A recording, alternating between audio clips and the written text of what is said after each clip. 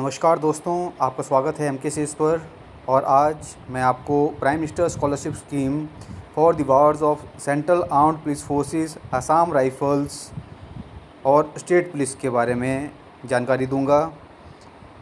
यह स्कीम जो है prime minister scholarship scheme PMFSS के अंडर है। और इस स्कीम में बॉयज़ एंड गर्ल्स जो भी state police CAPF personnels, Assam rifle और स्टेट पुलिस पर्सनल्स के वार्ड्स हैं, उनके लिए ये स्कीम लागू की गई है। एलिजिबिलिटी क्राइटेरिया जो भी वार्ड्स और विडोज़ हैं डिकीज्ड सीएपीएफ और असम राइफल पर्सनल्स का, जो कि अपनी ड्यूटीज़ के दौरान शहीद हुए हैं, डिकीज्ड हुए हैं या जिन्हें डिसेबिलिटीज़ हुई हैं। ऑल्सो जो भी एक्स सीएपीएफ और असम राइफल पर्सनल्स के वार्ड्स हैं जिन्हें की गैलेंट्री मेडल्स मिले हैं। इसके अलावा जो पर्सनल्स जो कि पहला प्रोफेशनल डिग्री प्रोग्राम अपना कर रहे हैं in the field of engineering, medicine, dental, veterinary, BBA, BCA, B pharma, BSc nursing, agriculture, MBA, MCA इत्यादि। और इसके बारे में आपको मैं फ़र्दर भी आगे वीडियो में इसमें बताऊंगा। मिनिमम जो मार्क्स 60% जो है आपके वार्ड ने सिक्योर किए होने चाहिए। इसके अलावा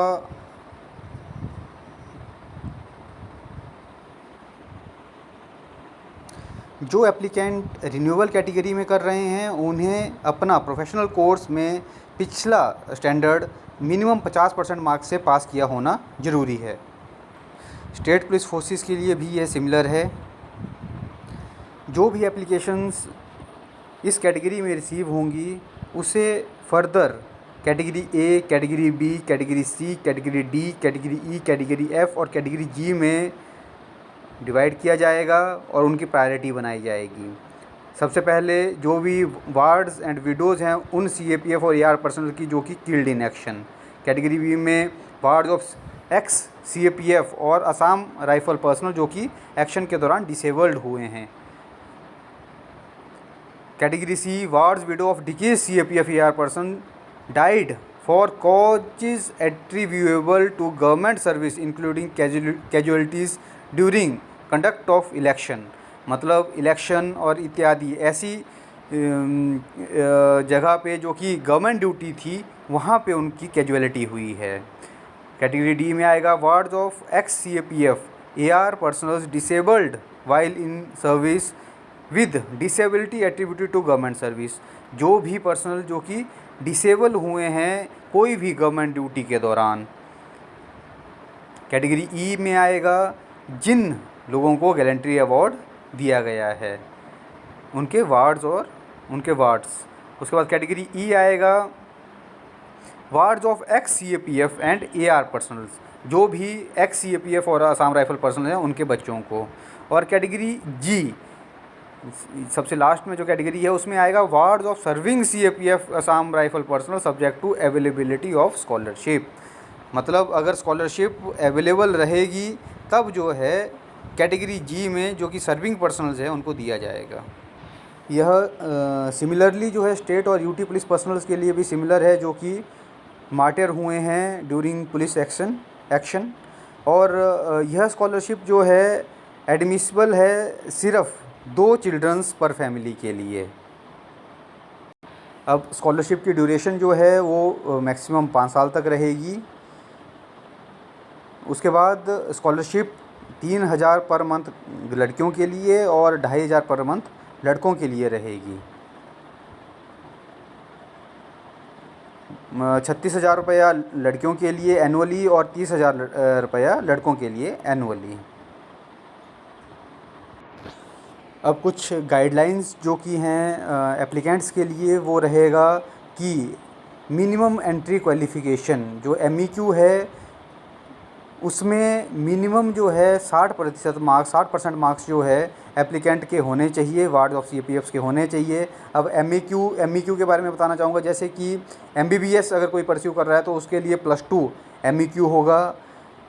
कोई अगर BE या BTech कर रहा है उसके लिए +2 या डिप्लोमा होगा। और अगर कोई B.Ed या MBA कर रहा है उसके लिए ग्रेजुएशन MEQ होगा। मतलब उसे इन में 60% मार्क्स सिक्योर किए होने चाहिए।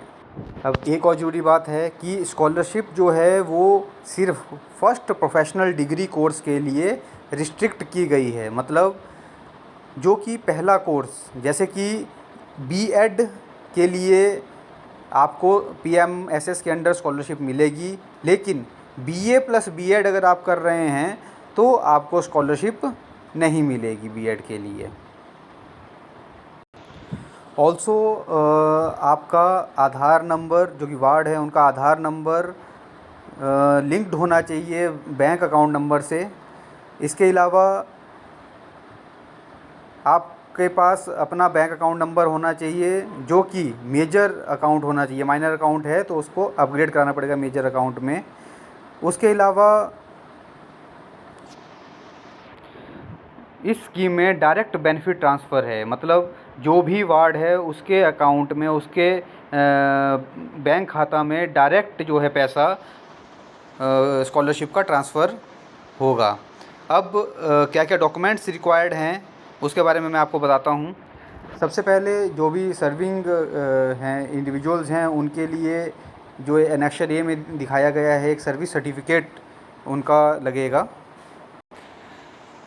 इसके अलावा कैंडिडेट को अपने MEQ जो कि मिनिमम जो कि उनका प्रीवियस ईयर है उसका +2 का डिप्लोमा, ग्रेजुएशन एट्सेट्रा जो है उसकी मार्कशीट्स अटेस्टेड कॉपीज़ में, अटेस्टेड और स्कैंड कॉपीज़ में अपलोड करनी पड़ेगी।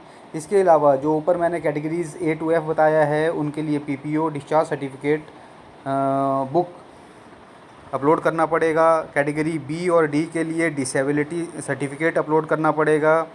कैटेगरी A और C के लिए डेथ सर्टिफिकेट अपलोड करना पड़ेगा। और कैटेगरी E के लिए गैलेंट्री अवार्ड जो मिला है उसका सर्टिफिकेट को अपलोड करना पड़ेगा। सिमिलरली स्टेट पुलिस के लिए भी एक स्टेट गवर्नमेंट की तरफ से सर्टिफिकेट उनको अपलोड करना पड़ेगा कि वो पर्सन जो है टेरर या नक्सल वायलेंस के दौरान डिकीज्ड हुए थे।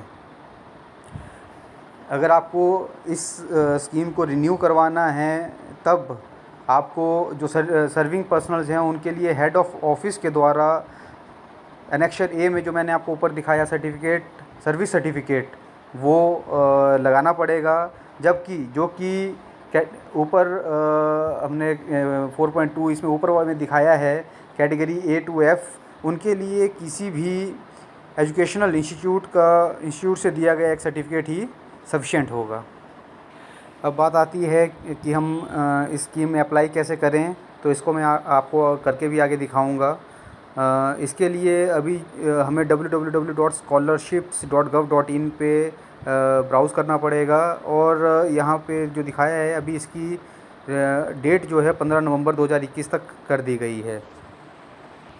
अब जो कोर्सेज़ PMSS के अंडर आते हैं वो मेडिकल में MBBS, BDS, BAMS, BHMS, BSMS, BUMS, BSc, BPT, BSc, MLAT, BBSc and AH, B Pharma, BSc Nursing, BNYS, Pharma D, BSc Optometry, B Opt Thep, that bachelor of occupational therapy.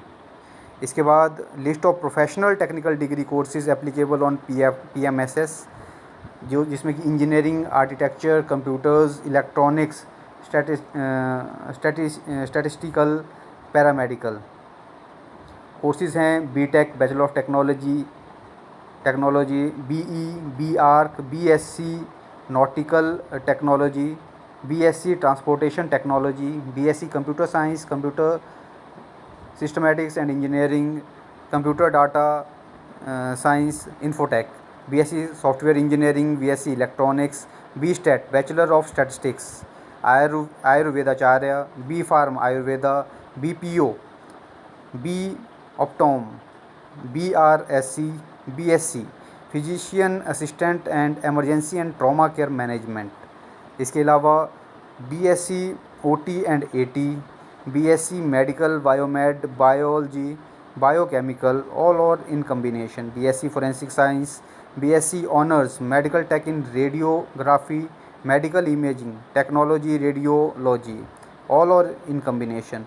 उसके बाद GNM, BSc public health all nutrition programme, BSc speech and hearing, BSc optometry, BSc audiometry, BSc ophthalmic, BSc honours family community science, BSc cardio perfusion technology that is CPT, BSc neuro technology, BEI ed that is bachelor of elementary education, और उसके बाद BPES that is bachelor of physical education and sports.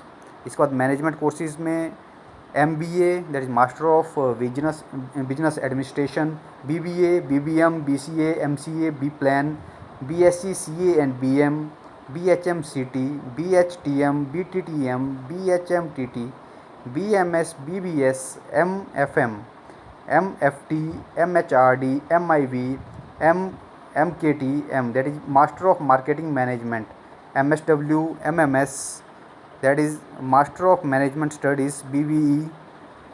इसके अलावा other professional courses जिसमें क्या आएगा, BSc agriculture, B fisheries, bachelor in fisheries science, BSc horticulture, क्वाय secretary, BSc biotech, BEd that is bachelor of education, BMC HM, BPED that is bachelor of physical education, BA SLP, BFT, BSc micro, BSc HHA, LLB, BL education, BFA, BFD, BA LLB, bachelor of science forestry, sericulture, crop physiology, agri marketing, food processing, BSc in food processing technology, sugar technology, food science and quality control, BSc in applied life sciences with agrochemicals and pest control, BSc dairy technology, BAAC, then B design, BPA, BID, BVA, BBOC that is fashion design and retail, BSc FAD that is fashion and apparel designing, BSc fashion and lifestyle tech, BJD and M, BMM, BSc, BJMC। अब एक और ज़रूरी बात कि जब integrated courses की बात है तो उस टाइम जो प्रोफेशनल कोर्स होगा सिर्फ उसी के लिए स्कॉलरशिप अवार्ड की जाएगी। जैसे कि मैं एग्जांपल देना चाहूँगा BCom और LLB में, इसमें BCom जो है नॉन प्रोफेशनल कोर्स है जबकि LLB प्रोफेशनल कोर्स है, और इसी में BCom और BEd है, तो BCom उसमें नॉन प्रोफेशनल कोर्स है और BEd प्रोफेशनल कोर्स है। इसके अलावा जब दोनों ही प्रोफेशनल कोर्स है तो उसमें से किसी एक प्रोफेशनल कोर्स के लिए स्कॉलरशिप दी जाएगी। जैसे कि BTech और LLB में तो जो फर्स्ट प्रोफेशनल कोर्स है BTech, उसके लिए ही ये स्कॉलरशिप अवार्ड की जाएगी। जैसे कि BEd MEd स्पेशल एजुकेशन के लिए में तो BEd और MEd है तो उसमें BEd फर्स्ट प्रोफेशनल कोर्स है तो इसके लिए इसको स्कॉलरशिप को अवार्ड किया जाएगा। ये नोडल ऑफिसर्स का लिस्ट है CAPF और असम राइफल्स के केस में। अब मैं आपको बताऊंगा कि अप्लाई करने के लिए क्या करना है।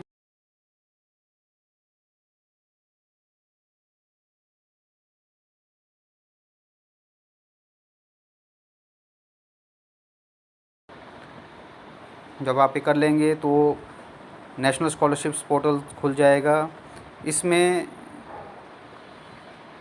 हमें बार मिनिस्ट्री ऑफ होम अफेयर्स में आना है, जिसमें कि prime minister scholarship scheme for central armed police forces and Assam rifles बताया गया है।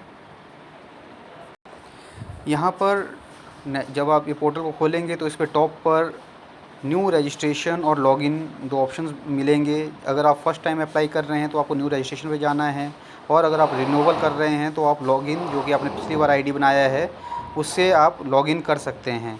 न्यू रजिस्ट्रेशन पे आप जब क्लिक करेंगे तब इस तरह से टोटल गाइडलाइंस का एक फॉर्म आपके सामने रहेगा। इसमें आपको बताया जाएगा कि क्या क्या आपको डॉक्यूमेंट्स ज़रूरी हैं। एजुकेशनल डॉक्यूमेंट्स, स्टूडेंट्स का bank account number, IFSC code, इसके बाद आधार नंबर जो है स्टूडेंट का। अगर आधार अवेलेबल नहीं है तो स्कूल से बोनाफाइड सर्टिफिकेट उसे लेना पड़ेगा। आधार एनरोलमेंट आईडी और पासबुक, बैंक पासबुक की स्कैन्ड कॉपीज़ इंडिविजुअल के पास होनी चाहिए। और अगर इंडिविजुअल का स्टेट डिफरेंट है उसके आधार आईडी में, तब स्कूल से bonafide certificate, student certificate individual के पास स्कैन्ड कॉपी होना चाहिए। इसके अलावा इंडिविजुअल का डेट ऑफ बर्थ जो है एजुकेशन सर्टिफिकेट पे होना चाहिए। स्टेट ऑफ डोमिसाइल उसके एप्लीकेशन आईडी में होना चाहिए, जो कि उसके मतलब जो कि उसका करेक्ट है वो ही एप्लीकेशन आईडी में भी होना चाहिए। ये स्कॉलरशिप जो है दो तरह से डिवाइड की गई है। एक प्री मैट्रिक जो कि फर्स्ट से लेके 10th क्लास तक है, मतलब बार्ड जो है वो फर्स्ट से लेके 10th तक अभी पढ़ रहा है। और उसके बाद सेकंड जो है वो पोस्ट मैट्रिक है, दैट इज़ वो 12th या उसके बाद कोई भी प्रोफेशनल कोर्स को परस्यू कर रहा है। इसके अलावा इंडिविजुअल का नाम उसके एजुकेशन सर्टिफिकेट्स पे होना चाहिए। इंडिविजुअल का mobile number, email ID, bank account details और आइडेंटिफिकेशन डिटेल्स इंडिविजुअल्स की होना ज़रूरी है। इस सब के बाद अंडरटेकिंग जो है एप्लीकेंट को, या फिर अगर बच्चा छोटा है, माइनर है, तो उस केस में पेरेंट्स या गार्डियंस अंडरटेकिंग देंगे। एप्लीकेशन सबमिट करने के बाद आपको एक लॉगिन आईडी और पासवर्ड मिलेगा, जिससे कि एनएसपी पोर्टल पर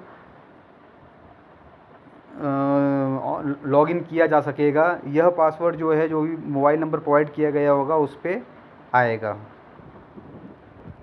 इसके अलावा स्टूडेंट्स को एनुअल फैमिली इनकम सर्टिफिकेट भी कॉम्पिटेंट अथॉरिटी के द्वारा इशू किया गया होना चाहिए। जब हम कंटिन्यू वर्क कर देते हैं पिछले पेज को, तो फ्रेश रजिस्ट्रेशन का पेज ओपन होता है, जिसमें कि स्टेट ऑफ डोमिसाइल का मतलब है आप कहाँ के रहने वाले हैं, आप उसको सिलेक्ट कर लेंगे। उसके बाद स्कॉलरशिप ऑप्शन कि आप प्री मैट्रिक लेना चाहते हैं, पोस्ट मैट्रिक लेना चाहते हैं, नेम ऑफ स्टूडेंट आ जाएगा, स्कीम टाइप आ जाएगा आपका स्कॉलरशिप स्कीम, इंसेंटिव स्कीम, मतलब स्कॉलरशिप स्कीम में आप जाएंगे। उसका date of birth, gender, mobile number, email ID, total जो डिटेल्स हैं वो सब डिटेल्स आप डालेंगे, कैप्चा डालेंगे और उसके बाद रजिस्टर कर देंगे। तो ओटीपी जो कि मोबाइल नंबर आपने प्रोवाइड किया है उस पर आएगा, और उसके बाद आपका लॉगिन आईडी क्रिएट हो जाएगा। लॉगिन आईडी क्रिएट होने के बाद आपको लॉगिन टू अप्लाई पे क्लिक करना है, और इसमें आपको जो आपका एप्लीकेशन आईडी बना हुआ है, पासवर्ड है, कैप्चा है, जब आप ये कर देंगे तो फिर लॉगिन करेंगे और आप अपना एप्लीकेशन इसमें फॉरवर्ड कर पाएंगे। आई होप कि ये वीडियो सीएपीएफ पर्सनल्स के लिए, उनके वार्ड्स के लिए बेनिफिशियल हो, ताकि वो इस स्कॉलरशिप स्कीम का फ़ायदा उठा पाएँ, तथा जिन दुर्गम परिस्थितियों में वो काम कर रहे हैं, थोड़ी सी असिस्टेंस जो कि सेंट्रल गवर्नमेंट के द्वारा प्रोवाइड की जा रही है उसका लाभ उठा पाएंगे। Thank you.